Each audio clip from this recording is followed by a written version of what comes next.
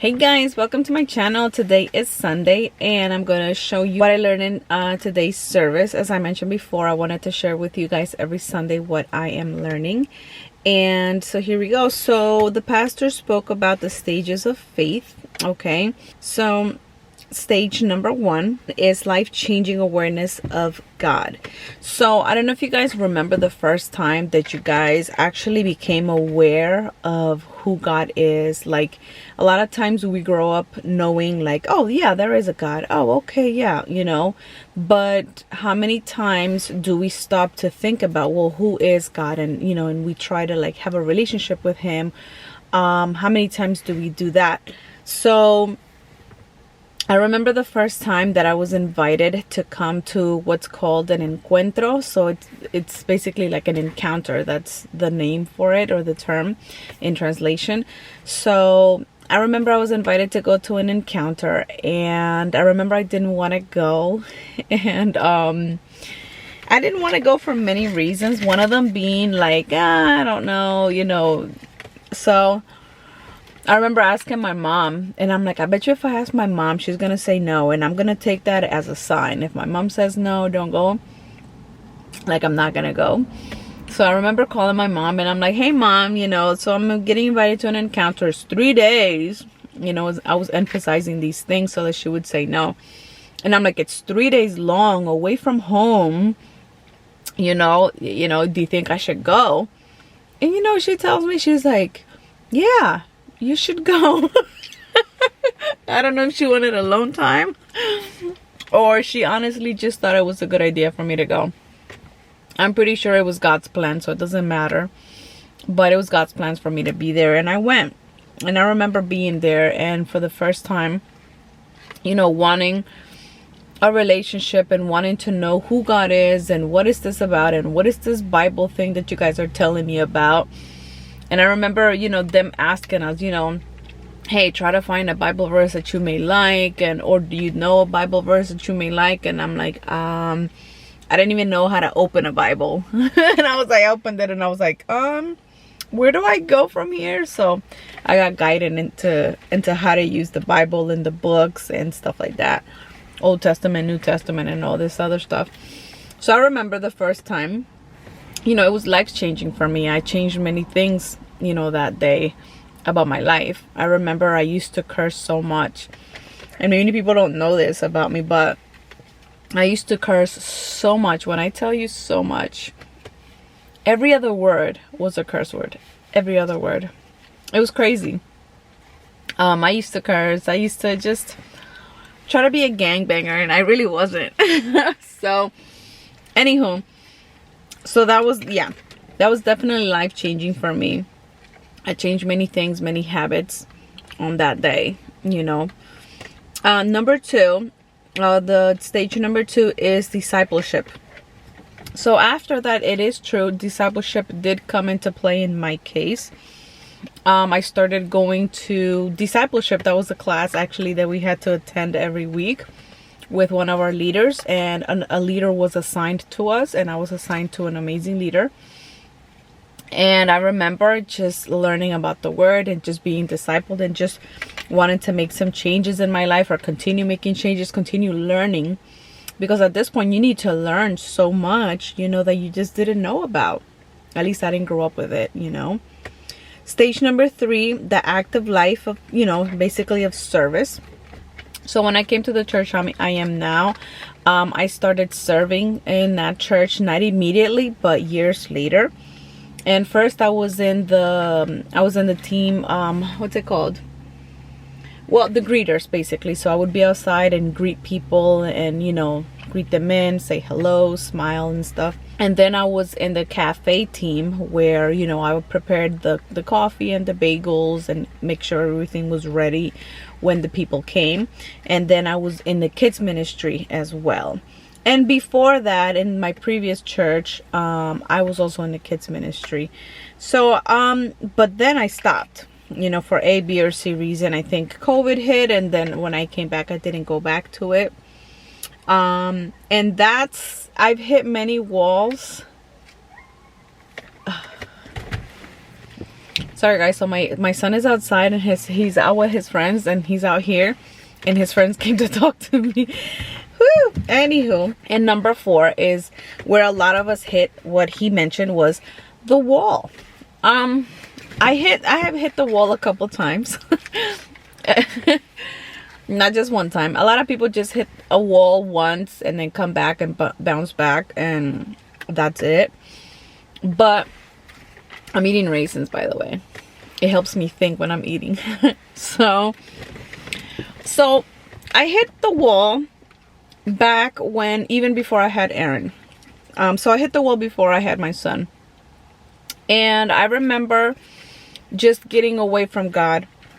Not necessarily because I wanted to, but because I just fell into like different temptations. And I remember just hitting that wall in the sense that I just got away from him. I couldn't get out of it. I couldn't come back to him. And it was just like a struggle, you know, to come back. And then finally, I had my son. And to be honest with you, me having my son brought me back to God. I know that that's probably not like the best thing, you know, to do. It's like, oh, you know, yeah, go have a kid and then come back to God. No, but having my son definitely helped me come back to God and to want to do things right. And, you know, I haven't been perfect in that journey. But I don't think we're supposed to be, and I don't think we can be, because only God is perfect. But I have definitely tried to continue to make changes so that I can, you know, not hit that wall again. I kind of hit that wall back in 2021. Yeah, last year. I hit that wall again, that I tried to like, that I was just staying away from the Lord. I was staying away from church. I was staying not in a way like, oh, I just don't feel like it, or oh, I just want to stay away from God, or I'm mad at him. Not like that. It was more like a laziness thing. It was more like a comfort thing. You know, when COVID hit, we were home, so I kind of stayed comfortable at home and I didn't want to go out anymore. But then I got another friend who got me out of it, and then she invited me to her church, and then I started going back to church again, and then I went back to my original church to, you know, to be connected again. So that made me, you know, happy. But he mentioned that once you get out of that wall, hit the wall phase, basically, you need to have like a journey inward, and that's, you know, to really try to understand who God is and what is your purpose here in life. And honestly, I feel like that's where I am right now. I'm in a stage that I want to serve him. I want to do different things, and I figured I start to do it in a way that I could probably Sundays, you know, give you guys what I learned and see if maybe you guys can take something out of it, and maybe it can help one person out. Because I honestly feel like if he gave me the ability to talk to a camera, to do YouTube videos, to do that, I should use it for his kingdom. But I figured, I'm like, well, you know, I can also try to spread the message, you know, and give, you know, something, and speak to people and show them and talk to them about my journey and my experience, and see how I can help others maybe not feel alone, that, you know, you don't have to be perfect, but you do have to keep trying and striving to do better. You know, because we don't think about this, but honestly, I know that a lot of people are like, oh, you know, you guys have been saying that Jesus is coming for so many years, you know, when is he actually gonna come? Well, nobody knows when he's gonna come, but the way things are going, I honestly feel like it's gonna happen soon. Maybe not soon like next year, but soon. And I want to be prepared for when Jesus comes and picks us up. I want to be ready. I don't want to be left behind. Like, trust me, my friend told me, she was like, no te quieras quedar. Like, don't you dare want to stay, you know, when Jesus comes and picks up his people, because it's not going to be pretty. So I'm like, Lord, don't leave me, please. But anyway, so then there's a journey outward. So once you figure out your journey within and what you need to do and how you're going to serve the Lord, I feel like there's a journey outward. That's what he mentioned.